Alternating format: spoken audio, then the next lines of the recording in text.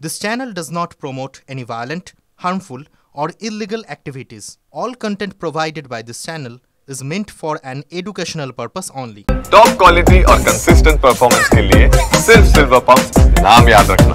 এই মুহূর্তে আরো একটা গুরুত্বপূর্ণ আপডেট আপনাদের সামনে তুলে ধরবো। কসবা কাণ্ডে সাউথ ক্যালকাটা ল কলেজের ভাইস প্রিন্সিপালকে এবার জিজ্ঞাসাবাদ। গতকাল বেশ কয়েক ঘন্টা ধরে ভাইস প্রিন্সিপালকে জিজ্ঞাসাবাদ করে পুলিশ।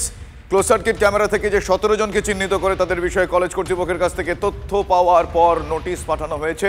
আমরা এই বিষয়ে কি আপডেট রয়েছে এখনো পর্যন্ত, কি কি বিষয় জানা যাচ্ছে জানবো আমার সহকর্মী সুপ্রিয়র কাছ থেকে। সুপ্রিয়, দেখো এই মামলাতে এবার যেটা আমরা জানতে পারছি যে পুলিশের তরফ থেকে ল কলেজের ভাইস প্রিন্সিপাল তাকে জিজ্ঞাসাবাদ করার জন্য নোটিশ পাঠানো হয়েছিল এবং গতকাল তাকে জিজ্ঞাসাবাদ করা হয়। বেশ কয়েক ঘন্টা ধরে তার কাছ থেকে তদন্তকারীরা বিভিন্ন বিষয় জানার চেষ্টা করেছেন এবং সেক্ষেত্রে আরো যে বিষয়টা আমরা পুলিশ সূত্রে জানতে পারছি যে এই কলেজের সিসিটিভি ফুটেজ থেকে 4টের পর যে সমস্ত পড়ুয়াদের অর্থাৎ 17 জন পড়ুয়ার উপস্থিতি সংক্রান্ত বিষয় জানতে পেরেছিল তদন্তকারী আধিকারিকরা এবং সেই সমস্ত পড়ুয়াদের নাম, ফোন নাম্বার এবং তারা কোন ইয়ার স্টুডেন্ট, এই সমস্ত বিস্তারিত তথ্য কলেজ কর্তৃপক্ষের কাছে জানতে চাওয়া হয়েছিল।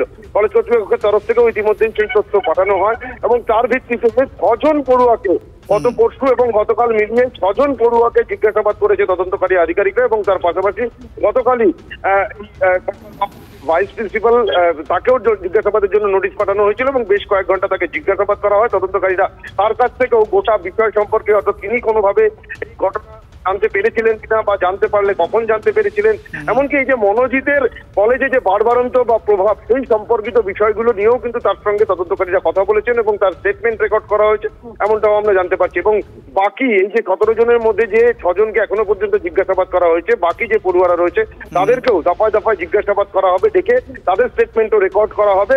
কারণ 4টের পর তাদের উপস্থিতি ছিল, তারা কে কখন একেবারে এই 17 জনের মধ্যে 6 জনকে এখনো জিজ্ঞাসাবাদ করা হয়েছে, বাকিদেরও জিজ্ঞাসাবাদ করা হবে। কারণ সেই দিন 4টের পর কারা কারা সেখানে গিয়েছিলেন, তাদের গতিবিধি সংক্রান্ত তথ্য সবকিছু এই মুহূর্তে আন্ডার স্ক্যানার। ধন্যবাদ।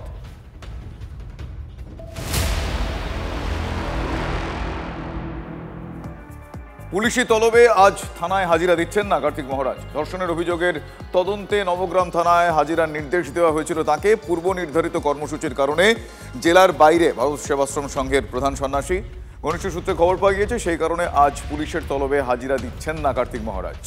চাকরির প্রতিশ্রুতি দিয়ে ধর্ষণের অভিযোগ ওঠে তার বিরুদ্ধে। আমার সহকর্মী কৌশিক এই মুহূর্তে আমার সঙ্গে টেলিফোন লাইনে রয়েছেন। কৌশিক, আজ তার হাজিরা না দেওয়ার সম্ভাবনাই এখনো পর্যন্ত বেশি বলে জানতে পারা যাচ্ছে তার ঘনিষ্ঠ মহলসূত্রে। এক্স্যাক্টলি কি জানা যাচ্ছে? তাহলে কি তিনি আজ হাজিরা দিতে পারবেন না, দেবেন না? দেখো, একদমই ঘনিষ্ঠ মহলরা যেটা দাবি করছে যে তিনি হাজিরা দিতে এই থানায় আসবেন না। 10টা নাগাদ কিন্তু টাইম ছিল নবগ্রাম থানায় হাজিরা দেওয়ার, এখন 10টা 10 পেরিয়ে গেছে।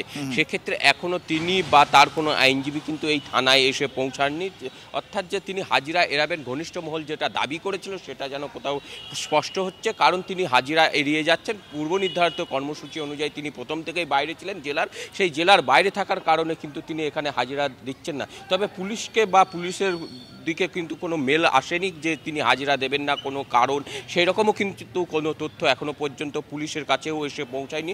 পুলিশের যারা আধিকারিক রয়েছেন তারা থানার ভিতরে রয়েছেন, হাজিরা দেবেন তারা যেমন নোটিশ করছেন, তারা সেই রকমই আশাবাদী রয়েছেন যে তিনি হয়তো এসে হাজিরা দেবেন। কিন্তু সেক্ষেত্রে যারা ঘনিষ্ঠ মহল রয়েছে কার্তিক মহারাজের, তারা জানিয়েছেন তিনি এখন সম্ভবত কলকাতায় রয়েছে, সেই জন্য তিনি আসতে পারছেন না। পূর্ব নির্ধারিত কর্মসূচি ছিল, তবে তার কোনো আইনজীবীও এখানে আজকে আসবে বলে কিন্তু আমরা জানতে পাচ্ছি যে আজকেও কিন্তু আইনজীবীও কিন্তু আসবে না।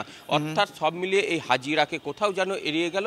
তবে এই যে নোটিশ, সেই নোটিশ নিয়ে কিন্তু একটা হাইকোর্টে মামলা হতে পারে, এই নোটিশকে চ্যালেঞ্জ জানিয়ে হাইকোর্টে মামলা করতে পারে, এমনটাই কিন্তু কার্তিক মহারাজের যারা ঘনিষ্ঠ মহল রয়েছে তাদের সূত্রে আমরা জানতে পারছি।